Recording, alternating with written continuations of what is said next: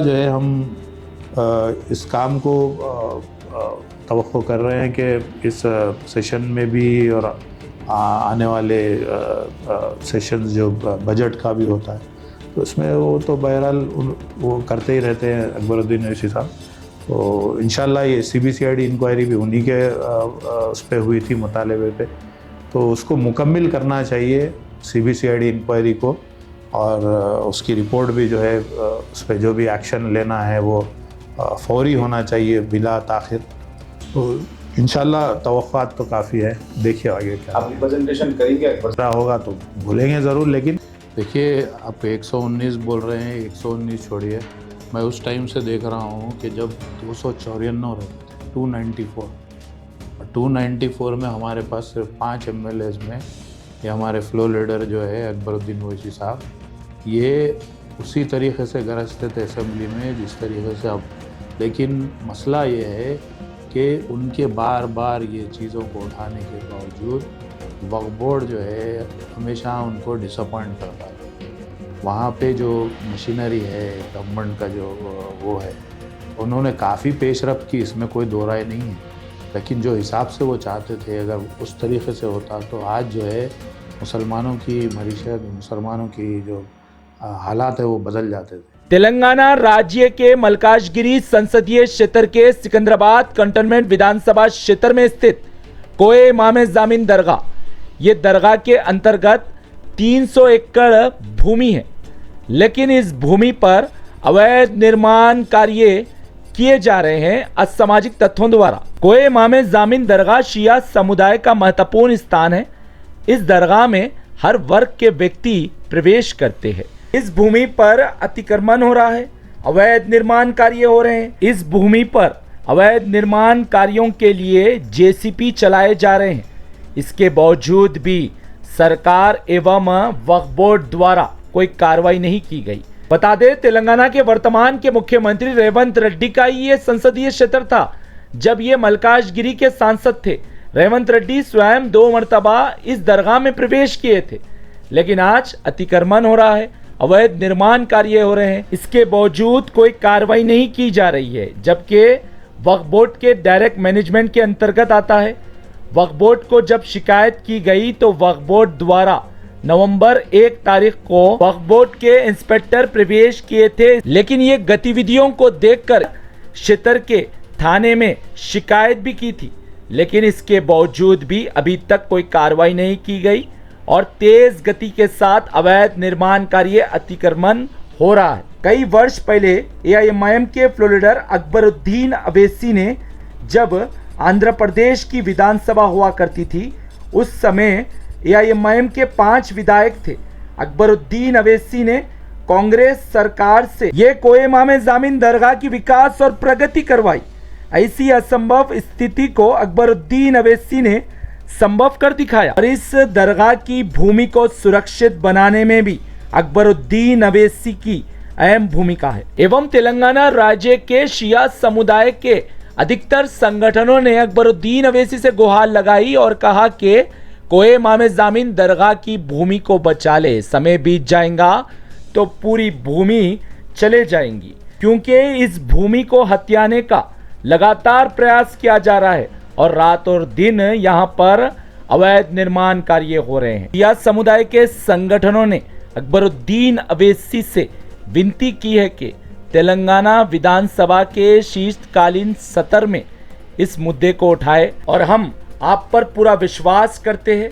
एवं शिया समुदाय के संगठनों ने यह भी कहा, अकबरुद्दीन अवैसी होने के कारण ही आज सरकार किसी की भी हो, लेकिन तेलंगाना में वक्फ भूमियां सुरक्षित है और शिया समुदाय के भी वक्फ भूमियां आज सुरक्षित है, तो इसका श्रेय सिर्फ अकबरुद्दीन अवैसी को जाता है।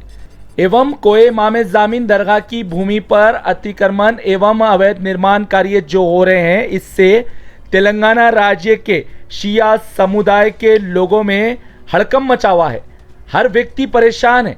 एवं AIMIM के पूर्व MLC एवं शिया वक्फ बोर्ड के पूर्व सदस्य एवं हाउस कमेटी के पूर्व सदस्य एवं वरिष्ठ एवं अनुभवीय सक्षम व्यक्ति सैयद अल्ताफ हैदर रजवी से शिया समुदाय के अधिकतर लोगों ने संपर्क किया एवं शिया समुदाय के अधिकतर लोगों ने अल्ताफ हैदर रजवी से विनती की है कि इस भूमि को सुरक्षित बनाएं, क्योंकि आपके एमएलसी के समय ही अकबरुद्दीन अवैसी ने इस दरगाह के विकास कार्य करवाए थे और इस भूमि को वक्फ बोर्ड के डायरेक्ट मैनेजमेंट में लाकर सुरक्षित बनवाया था, लेकिन आज इस भूमि पर अतिक्रमण हो रहा है। अल्ताफ हैदर रजवी ने तुरंत ही इस संदर्भ में तेलंगाना के वक्फ बोर्ड के अध्यक्ष अजमतुल्लाह के साथ वक्फ बोर्ड के कार्यालय में ही बैठक की। इस बैठक में वक्फ बोर्ड के सीईओ एवं संबंधित वक्फ बोर्ड के अधिकारी भी उपस्थित थे। अल्ताफ हैदर रजवी ने कहा 300 एकड़ भूमि है, करोड़ों रुपए की भूमि है, अतिक्रमण हो रहा है, अवैध निर्माण कार्य हो रहे हैं, इसे तुरंत रोके, क्योंकि अकबरुद्दीन अवैसी ने इस भूमि को बचाने के लिए हर प्रयास किया था और ये भूमि अकबरुद्दीन अवैसी होने के कारण ही बची गई है। इन्होंने इस संदर्भ में प्रतिनिधित्व भी किया एवं इन्होंने कहा इसके पूरे दस्तावेज है एवं गजीट भी है, इसके अनुसार ही कार्रवाई करे और तुरंत ही एफआईआर दर्ज करवाए। इस पर वक्फ बोर्ड के अध्यक्ष ने आश्वासन दिया कि इसे संज्ञान में तुरंत लिया जाएगा और ये अवैध निर्माण कार्यों को रुकाने के लिए हर प्रयास किया जाएगा। इस संदर्भ में कमिश्नर ऑफ पुलिस एवं आला अधिकारियों से भी बैठक की जाएंगी और बात की जाएंगी। अवैध निर्माण कार्य एवं अतिक्रमण को तुरंत रोकने के लिए पूरा प्रयास किया जाएगा। एवं सैयद अल्ताफ हैदर रजवी ने भारत की तरक्की के पत्रकार को वक्तव्य दिया। अल्ताफ हैदर रजवी ने इस संदर्भ में कहा, मसीउल्लाह जब अध्यक्ष थे वक्फ बोर्ड के बीआरएस सरकार के समय, उस समय भी मैंने प्रतिनिधित्व किया था। उस समय भी अतिक्रमण एवं अवैध निर्माण कार्य शुरू हो रहे थे, लेकिन उस समय कार्रवाई करने पर ये सभी गतिविधियां रुक गए थे। लेकिन कांग्रेस सरकार जैसे ही सत्ता में आई, उसके बाद गतिविधियां तेजी के साथ हो रहे हैं। रजवी ने कहा, मुझे अजमतुल्लाह पर पूरा विश्वास है, ये गतिविधियों को ये रोकने में सफल होंगे। और इन्होंने कहा जो अवैध निर्माण कार्य एवं अतिक्रमण कर रहे हैं, इन व्यक्तियों के खिलाफ भी अजमतुल्लाह एफआईआर दर्ज करवाएंगे। अल्ताफ हैदर रजवी ने यह भी कहा, अगर जरूरत पड़ती है तो मैं अकबरुद्दीन अवैसी से भी संपर्क करूंगा, क्योंकि इसी महीने में विधानसभा का महत्वपूर्ण सत्र शुरू हो रहा है इस मुद्दे को उठाने के लिए। इन्होंने कहा, अकबरुद्दीन अवैसी जैसे नेता भारत में बेहद ही कम होंगे और तेलंगाना में वह भूमि जो सुरक्षित है, अकबरुद्दीन अवैसी होने के कारण सुरक्षित है। अकबरुद्दीन अवैसी हर विधानसभा के सत्र से पहले स्टडी करते हैं, उसके बाद विधानसभा में मुख्यमंत्री पर गरजते हैं। रजवी ये भी बोले, आंध्र प्रदेश की विधानसभा में 294 विधायक थे, उस समय एआईएमआईएम के 5 विधायक थे। अकबरुद्दीन अवैसी उस समय भी मुख्यमंत्री की आंख में आंख डालकर गरजते थे और वह भूमियों को आंध्र प्रदेश के सुरक्षित बनाने के लिए मांग करते थे। लेकिन तेलंगाना की विधानसभा में सिर्फ 119 विधायकों की संख्या है, लेकिन सबसे ज्यादा वह भूमियों के मुद्दे पर अकबरुद्दीन अवैसी ही बोलते हुए दिखते हैं। और अकबरुद्दीन अवैसी ही पूर्व की बीआरएस सरकार के समय विधानसभा में सीबीसीआईडी की जांच की मांग की थी, लेकिन ये जांच बैठी जरूर थी लेकिन समाप्त नहीं हो पाई। हमने अल्ताफ रजवी से यह भी प्रश्न पूछा कि हाइड्रा के अध्यक्ष को भी कोए इमाम ज़ामीन दरगाह के संदर्भ में एक संगठन ने शिकायत की है, तो अल्ताफ रजवी ने कहा वह भूमियों के मामले में हाइड्रा हस्तक्षेप नहीं कर सकता, क्योंकि इस संदर्भ में हाइड्रा का एक जियो साझा किया गया था, उसके अंदर वक्फ बोर्ड या वक्फ भूमि का इसमें उल्लेख नहीं है। हाइड्रा सिर्फ झील, तालाब, एफटीएल, बफर जोन, इन सब चीज़ों पर कार्रवाई करता है, लेकिन वक्फ भूमि पे अवैध निर्माण कार्य अतिक्रमण के खिलाफ कार्रवाई नहीं कर सकता, क्योंकि इसका उल्लेख जियो में नहीं है। इन्होंने कहा वक्फ बोर्ड के डायरेक्ट मैनेजमेंट के अंतर्गत ये दरगाह आती है, वक्फ बोर्ड ही इस पर कार्रवाई करेगा। ब्यूरो रिपोर्ट, भारत की तरक्की। हुआ किसी को नहीं मालूम, अपील में गए नहीं गए, तैयारी क्या है। अब मैं कल वक्फ बोर्ड गया था हमारे अजमतुल्लाह साहब से टाइम लेके, कल बैठा मैं बात किया ये कोए इमाम ज़ामीन के ताल्लुक़ से, तो तैयारी नहीं है बराबर से। अगर ये हालत में कोर्ट को जाएंगे आप तो फिर से नाकामी होगी। कोई प्राइवेट पार्टीज वहाँ पे कब्जा कर रहे हैं वक्फ की प्रॉपर्टी पे, जो 400 साल पुराना वक्फ है, कुतुबशाही दौर का वो दरगाह है कुतुबशाही दौर की, उसमें सर्विस इनाम लैंड है, करोड़ों रुपए कॉम्पनसेशन आया। कॉम्पनसेशन ऐसे ही नहीं आया, कॉम्पनसेशन क्लेम करने के लिए भी कई लोग थे। उसमें आर्बिट्रेटर अपॉइंट हुआ, पूरा फुल लेंथ हियरिंग हुई। जब ये साबित हुआ कि वक्फ बोर्ड की प्रॉपर्टी है, दूसरों के क्लेम्स फॉल्स है, तो वक्फ बोर्ड को कॉम्पनसेशन दिया गया। तो ये क्लियर कट केस है कि भाई ये इंस्टीट्यूशन की इतनी प्रॉपर्टी है। अब उस प्रॉपर्टी को इस तरीके से स्टेटमेंट्स अगर स्टैंडिंग काउंसिल दे रहा है कि वक्फ बोर्ड हमको सपोर्ट नहीं कर रहा, वक्फ बोर्ड कोई डॉक्यूमेंट नहीं दे रहा, हम कैसा लड़ना, वकील जो है इजलास पे जाता नहीं, तो मुसलसिल जो है इस किस्म की मायूस कुन बातें जो है डिमोरलाइज कर रही हैं। और साथ में जो है लोगों में बेचैनी है। मुझे मुसलसिल लोग कम्युनिटी के जो हमारे बड़े हैं और कई तंजीमें हैं मुख्तलिफ लोग जो है मुझको बार बार ये कह रहे हैं कि आखिर हो क्या रहा है, इतने बरस में जो है इस किस्म की चीज़ें नहीं हुई। अब तो दिन दहाड़े, दिन दिवाले, दिन की रोशनी में पूरे जो है एनक्रोचमेंट्स हो रहे हैं वहाँ पे। ऑलरेडी पीछे की तरफ काफ़ी हद तक का ज़मीन जो है कई बाउंड्रीज उठ गए, पूरा रास्ता साफ़ हो गया। ये अंदर जो है फिलिंग हो रही है, सौ हज़ारों लॉरी दिन में, रात में 24 घंटे जो है डंपिंग हो रही होती है।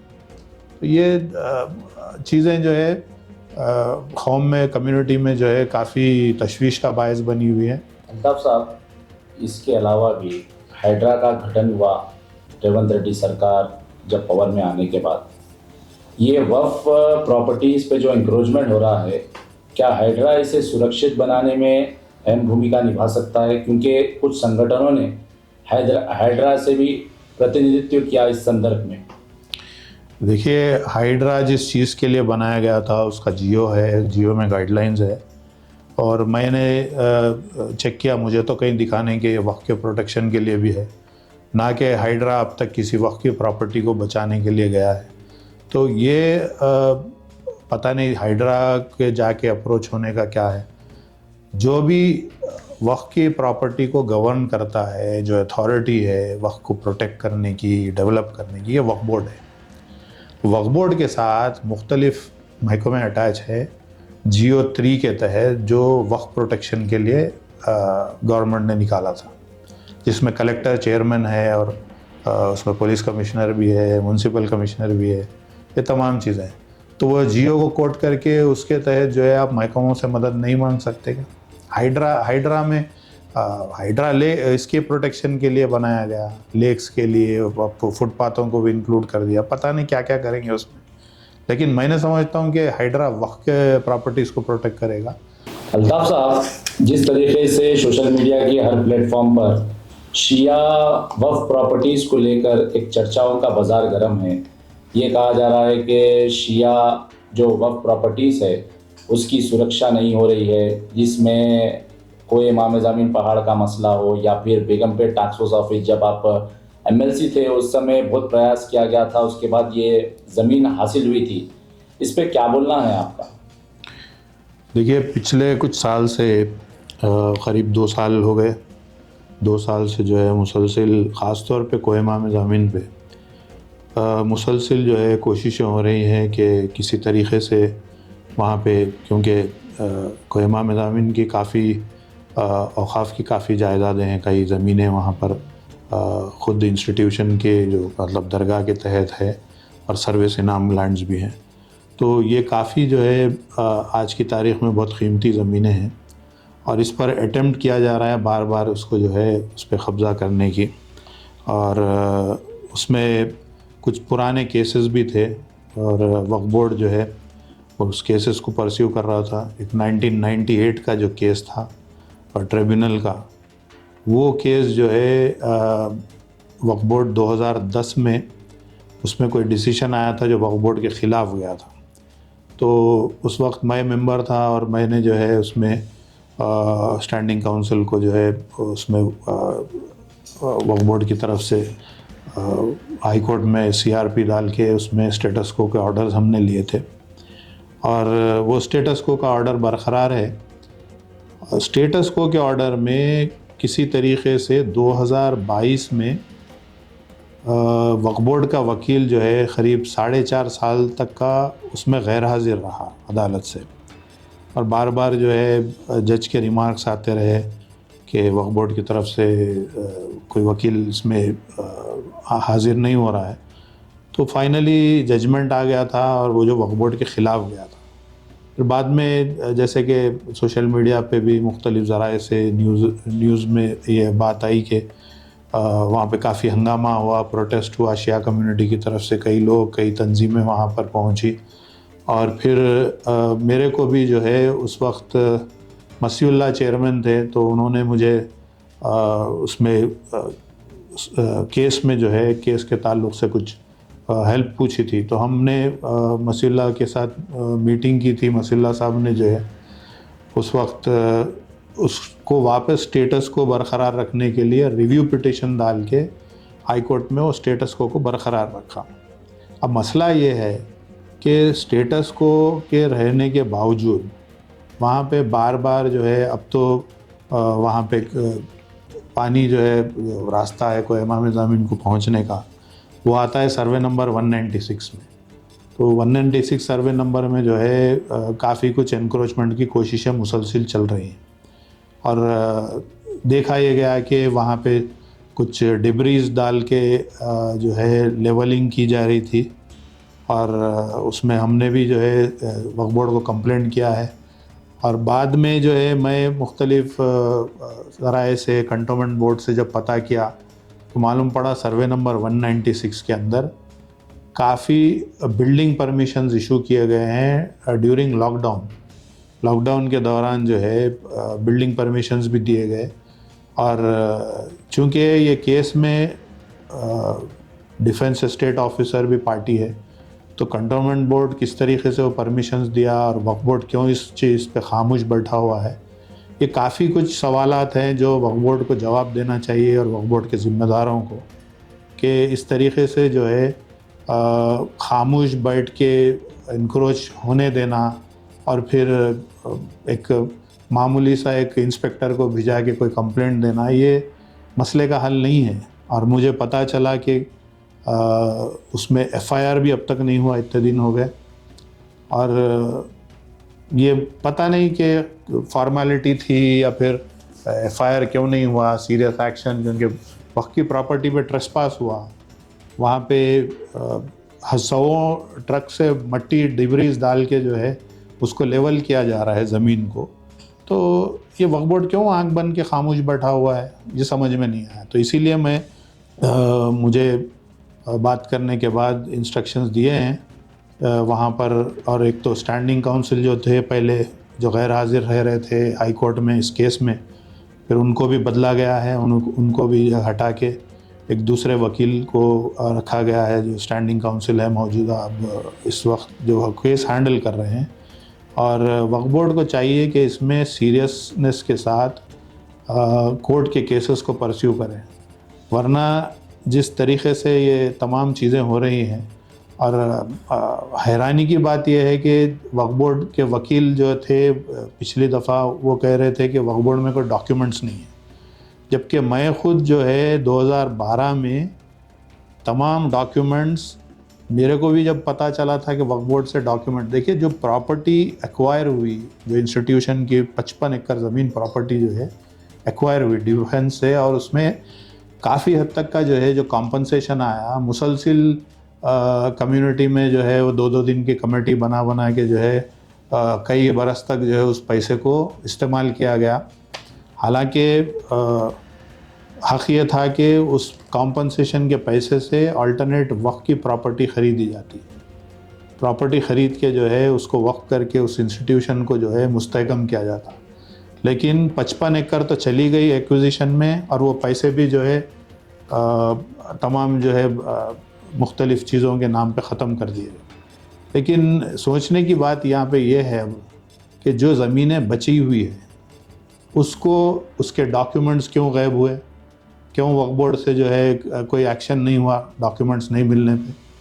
वहाँ पे फ़ाइल मूवमेंट रजिस्टर रहता है, हर फाइल का, हर प्रॉपर्टी के डॉक्यूमेंट्स का पूरा रिकॉर्ड रहता है। पता क्यों नहीं किया गया कि किसके पास डॉक्यूमेंट्स थे, आखिरी कौन सा एम्प्लॉय था, किसके पास, या फिर कोई कोर्ट में जो है उसकी ज़रूरत थी फाइल लेके गए। तो ये तमाम चीज़ें हैं जो एक तरफ इशारा ये कर रही है कि कहीं ना कहीं इसमें करप्शन हुआ है, कहीं ना कहीं साठगांठ हुई है और इस किस्म से इस प्रॉपर्टी को तबाह किया गया। अब कोशिश हमारी ये है कि चूँकि मुसलसिल कब्ज़ों की कोशिश हो रही है, तो मैं अज़मतुल्लाह साहब से मिलके मेरे कवरिंग लेटर के साथ में जो डॉक्यूमेंट्स एक्विजिशन, लैंड एक्विजिशन के थे और इसकी गज़ीट और मुख्तलिफ जो भी डॉक्यूमेंट्स इसके रिलेटेड हैं, मैंने उसकी नंबरिंग करके कवरिंग लेटर बना के ऑन रिकॉर्ड मैंने वक्फ बोर्ड को फिर से सबमिट किया है। वही फ़ाइल जो आज से 12 साल पहले मैं रेवेन्यू से मैं निकलवाया था, वो फ़ाइल मैंने रीसबमिट किया है। तो अब उम्मीद ये है कि कम से कम जो ज़िम्मेदारान हैं वो इसमें सीरियस हों और उसमें जो है काम करें, क्योंकि अगर अब नहीं करेंगे तो ये तमाम प्रॉपर्टीज़ जो है इसके केसेस अब एक के पीछे एक मुसलसिल जो है हाई कोर्ट में आने वाले हैं। तो अगर इसमें प्रॉपर अगर वकील नहीं रखे या फिर आर्ग्यूमेंट्स में जो है कहीं कोताही हुई या कहीं कोल्यूड होकर डॉक्यूमेंट्स वक्त पे नहीं पहुंचाए, तो फिर ये इंस्टीट्यूशन की प्रॉपर्टी अपने हाथ से चली जाए। देखिए, जहाँ तक औक़ाफ़ का ताल्लुक़ है, अकबरुद्दीन ओवैसी साहब ने तो काफ़ी कुछ उसके ऊपर जो है मेहनत की है, असेंबली में भी और उससे हट के भी जो है जैसे अनीसुल ग़ुरबा है, एक बहुत बड़ा इंस्टीट्यूशन, उसको जो है वक़्फ़ के अंडर में लेके आए एंडोमेंट से। उसके वास्ते ज़मीन का जो है मुतालबा करके इतनी बड़ी ज़मीन और उसके ऊपर इतना बड़ा शानदार आलीशान कंस्ट्रक्शन। तो इस तरीके से अकबरुद्दीन ओवैसी साहब के तो काफ़ी मुसलसिल उनका जो है वक़्फ़ के ऊपर बहुत ज़्यादा, मैं कहूँगा कि उनके इतना काम किसी ने नहीं किया। और वक़्फ़ के डेवलपमेंट के लिए, उसके प्रोटेक्शन के लिए बड़े बड़े इंस्टीट्यूशंस को उन्होंने जो है मुस्तहकम किया। और साथ में जो है ये जो नाले मुबारक का जो बेगमपेट का वो है, जिसमें पहले टास्क फोर्स का ऑफिस था, वहाँ पर जो है प्राइम प्रॉपर्टी है। जिस तरीके से आपने बोला कि उस प्रॉपर्टी को भी 2 बार जो है रोड वाइडनिंग में उसकी ज़मीन गई। वो तमाम चीज़ें होने के बाद वहाँ पर एक कोर्ट का केस भी था, जिसमें अकबरुद्दीन ओवैसी साहब ने जो है मुझे कहा था कि उसको कोई अच्छे वकील को रख के उसको स्टे को वेकेट करवाएं। तो स्टे भी वेकेट हुआ, अभी वहाँ पे कोई लिटिगेशन भी नहीं है। तो इतनी प्राइम ज़मीन जो है बेगमपेट में, हार्ट ऑफ द सिटी, एकदम कमर्शियल एरिया, मेन रोड के ऊपर, तो मैं समझता हूँ कि वक्फ बोर्ड जो है इंतहाई तौर पे काहिल बोलें या फिर नाकाम बोलें कि वक्फ प्रॉपर्टीज़ को ना डेवलप कर सक रहे हैं, ना प्रोटेक्ट कर सक रहे हैं। पहले एक चीज़ तय है कि वो वक्फ की प्रॉपर्टी है, सर्वे नंबर 196 है, जिसके अंदर जो है ये मुसलसिल एनक्रोचमेंट हो रहा। और ये वक्फ बोर्ड का काम था। वक्फ बोर्ड जो है जब पुलिस को कंप्लेंट दिया तो एफआईआर क्यों नहीं हुआ? सेक्शन 52, वो जो वक्फ एक्ट का सेक्शन 52 है, कहीं भी नाजायज़ कब्ज़ा हुआ तो सेक्शन 52 के तहत जो है केस बुक किया जाता है और पुलिस का काम है कि उसमें कंपलसरी अरेस्ट करना। ये कब दिया गया था कंप्लेंट? ये पहले नवंबर को, मतलब 2024। हाँ, क्योंकि अब कब्ज़ा करना शुरू करे ये लोग कुछ दिन हुए। जब मालूम पड़ा तो जो है ये सोशल मीडिया में वायरल होना शुरू हो गया कि वहाँ पे जो है ट्रक्स जो है पूरा लेके आके रात में, दिन में पूरा डिब्रीज डाल रहे और उसको फिलिंग कर रहे हैं वहाँ पे। तो वक्फ बोर्ड जो है अंडर प्रेशर जाके कंप्लेंट तो दे दिया। कंप्लेंट भी इस तरीके से दिए कि उसमें एक्शन लेना करना, प्रॉपर कंप्लेंट होना चाहिए। उसमें क्या सेक्शंस अट्रैक्ट होते हैं, क्या सेक्शंस के तहत बुक करना चाहिए। सेक्शन 52 डाले वक्फ एक्ट के तहत, आप पुलिस स्टेशन में बोलना चाहिए कि भाई इसमें कंपलसरी अरेस्ट है, इसमें आप इन्वेस्टिगेट करो कौन डाल रहे है। हवा में से तो नहीं गिर रहे ना डिब्रीज, इतने सौ हज़ारों लारी का जब वहाँ पे लेके आके वो डाला जा रहा है मलबा, तो मलबा डालने वाले कोई तो है ना। वो गाड़ियाँ वालों को क्यों नहीं पकड़े, क्यों नहीं सीज हुए गाड़ियाँ अब तक? क्यों इनके पीछे कौन है, क्यों उनके ऊपर केसेस बुक नहीं हुए? कुछ भी नहीं हुआ। कल मैं पूछा है वक्फ बोर्ड में तो चेयरमैन साहब जो है वो इंस्पेक्टर पे गुस्सा करने लगे कि भाई तुमसे अगर नहीं हो रहा तो हायर अथॉरिटीज़ को क्यों इन्फॉर्म नहीं करते तुम लोग। तो ये लोग खामोशी से एक फॉर्मेलिटी के तौर पे कंप्लेंट डाल दिए नीचे, ऊपर चेयरमैन को भी ये नहीं बताया कि भाई वो कंप्लेंट पे कुछ हुआ गया नहीं। आज इतने दिन गुजर गए, एफआईआर अगर 24 आवर्स में एफआईआर नहीं हुई तो आपका काम है आप हायर अथॉरिटीज़ को बोलें, अगर नहीं हो रहा है तो आप कोर्ट को जाएं, कोर्ट से डायरेक्शन लें। वहाँ का वीडियोज़ है, वायरल हो गए वीडियोज़, वहाँ के फ़ोटोज़ वायरल हो गए, कब्ज़ा हो रहा सो पूरी दुनिया को दिख रहा कि भाई यहाँ पे जो है पूरा लेके आके मलबा डाल के जो है ज़मीन की लेवलिंग कर रहे हैं, झाड़ा काट दिए, पूरे कई झाड़ा काट दिए, वो पूरी साफ़ सफाई हो गई प्लॉटिंग की। तो ये काम जो हो रहा फ़िलहाल जो है इसमें कई डाउट्स है, कौन कौन मुलव्विज़ है, इसकी इन्वेस्टिगेशन होना चाहिए। अगर ये नहीं होता है तो हम जो है कई तंजीमें जो है इस बात से वो है नाराज़ हैं और मुसलसिल जो है मुझसे रब्ता कर रहे हैं। तो इसमें जो है अगर वक्फ बोर्ड कुछ करता है ठीक है, वरना फिर आगे क्या करना है हम बैठ के तय करेंगे, और आगे क्या है एहतजाज करना है, लीगली क्या क्या करना है उसमें और केसेस में, वो इंशाल्लाह आगे हम अप्रोच करेंगे इंशाल्लाह।